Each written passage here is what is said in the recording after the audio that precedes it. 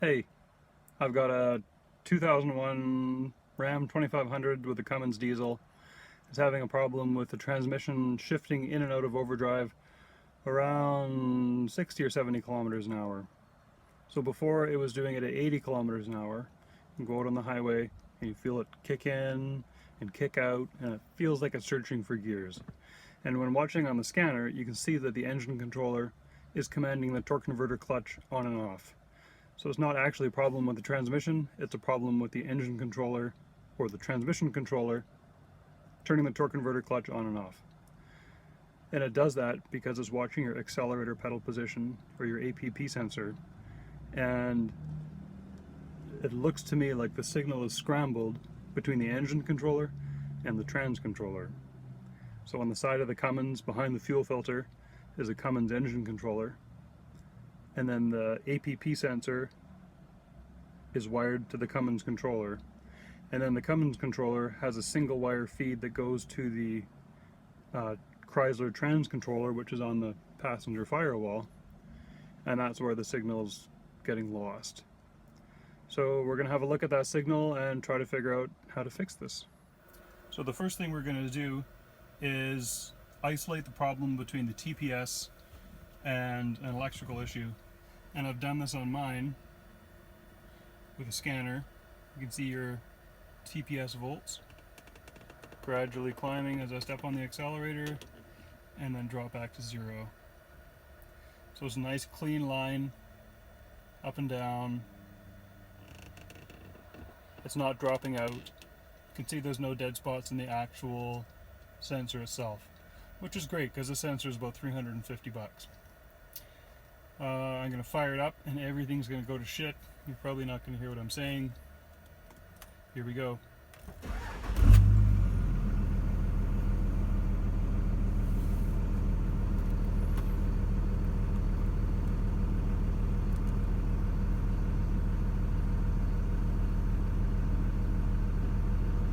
I've reset it to reset the scale so you can see it jumping up and down.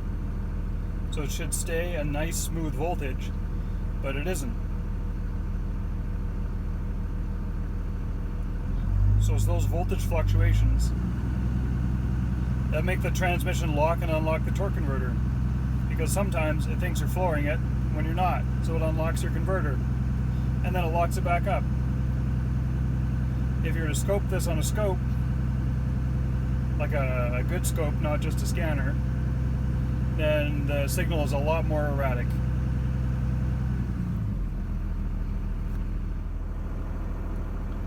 The next thing I did when I isolated the problem to only engine running is unplug the alternator, because AC current in the electrical system will cause interference on all of your sensors. So I unplugged the alternator charge wire in the engine bay and ran the engine, and the voltage was a little bit lower, but it was just as erratic. So that ruled out the alternator as my issue. Here I'm under the hood of this thing. Now the Cummins controller is way down here, right under here. You can undo these two 10mm bolts, pop the fuel filter off, and then you can see the Cummins controller right behind there. So the Cummins controller grounds right here. Down in this corner there's a ground bolt.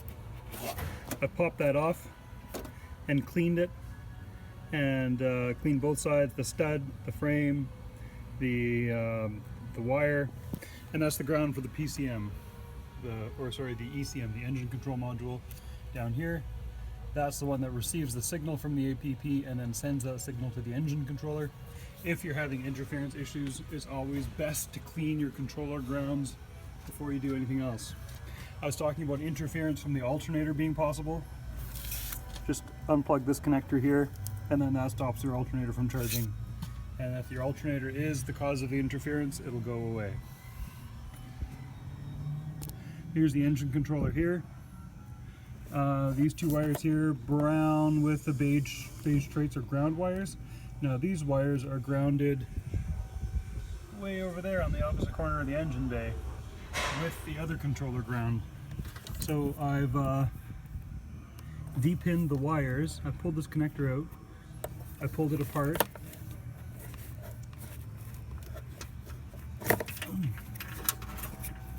You push on this blue thing, that unlocks the pins, and then you undo these locks here, right there. Pop those out with a screwdriver and this comes apart. And then there's a couple of locks holding each pin in. You can pull the pin out, and the reason I pulled the pins out was so that I could slide this double wall heat shrink down the wire. Now a nice double wall heat shrink will keep your connection weather sealed, so you'll never have to worry about bad connections. Then I'm going to take this wire past my hot air intake and ground it over here with the battery after I clean everything up. And then after I have the grounds clean and extra ground for the engine controller added, I'm going to take it out and drive it. If that doesn't fix it, I'm going to put a capacitor on the APP wire. Now a capacitor on the APP wire will fix it. It'll smooth out all the ripples you got, but that seems like a cop-out. And I'm more looking for what is causing this problem on everybody's truck. So I'll clean up the grounds and then figure it out. Okay, we're back. I've cleaned both body grounds from the battery to the body. I've added an extra ground to the engine controller on the right side firewall. I've cleaned the ground point on the left side front fender that grounds both controllers. Now I'm going to turn the key on. I've turned the key on. I'm at 0.35 volts for the TPS. I'm going to fire it up and see if it goes crazy.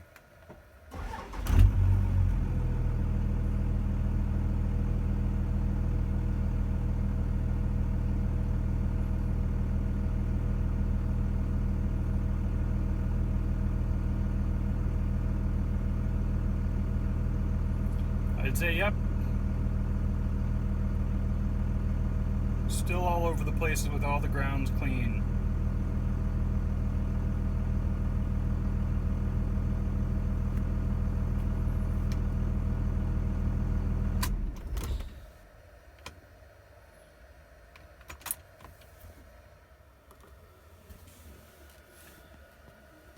Here we go. I've put a 100 microfarad 50 volt 105 degree Celsius capacitor on there, and I'll fire it up and see what happens.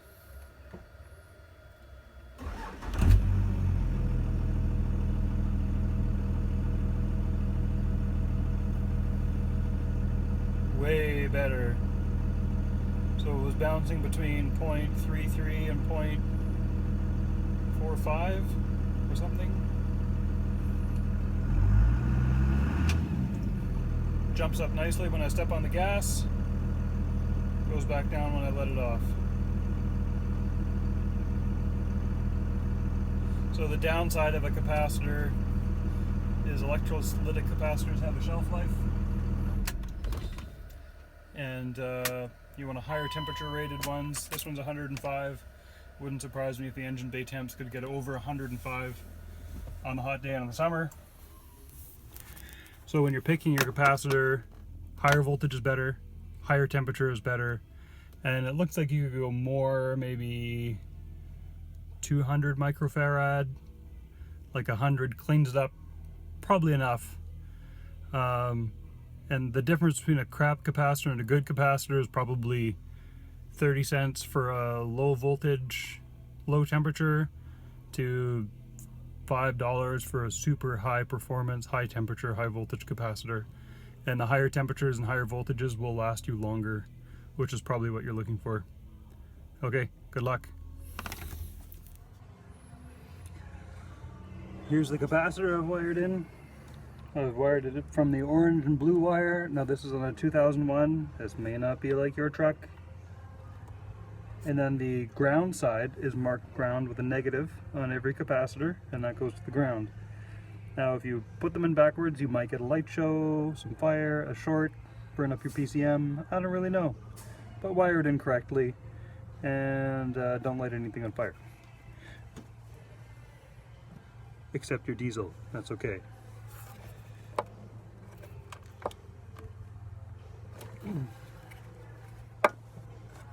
There's this side with 2 blue things, and then this side with 1 blue thing. We're going to push on the 1 blue thing. You can hear a click, pops those tabs out.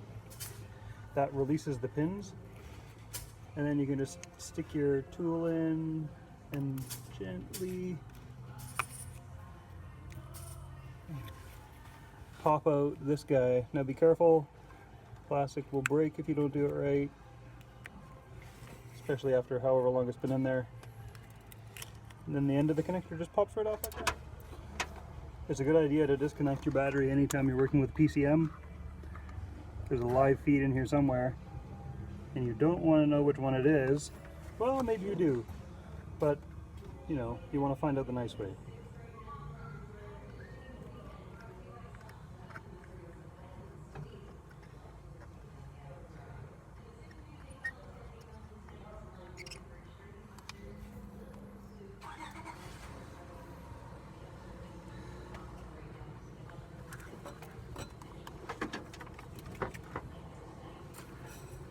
Tightened up my tip nuts, and I think I just worked it into the old solder here. Yeah. So I just liquefied the solder that I used to solder these 2 wires together.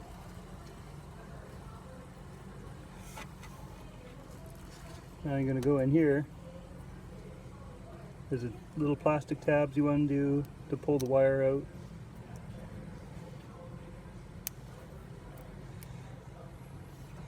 And then the wire just slides out like that.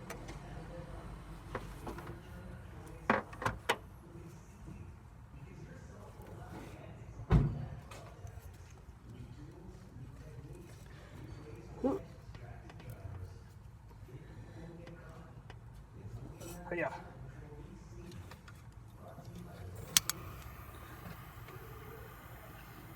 A little bit of heat gun action.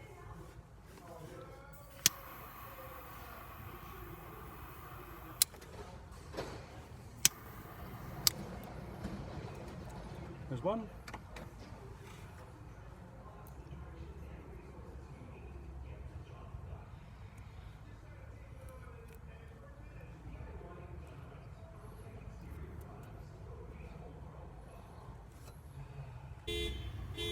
It's all done. Taped it all up, plugged it back in. Ground wire is still connected even though it's not doing anything. Hot air intake's reinstalled. Ready to fire up and drive it around. We'll see about that car getting stolen. Here we are, we're at the spotted desert. Torque converter is locked up. You can see the line on the TTC was low and now it's high. I'm stuck behind a slow guy. The speed's dropping. My TCC is going to disengage any second.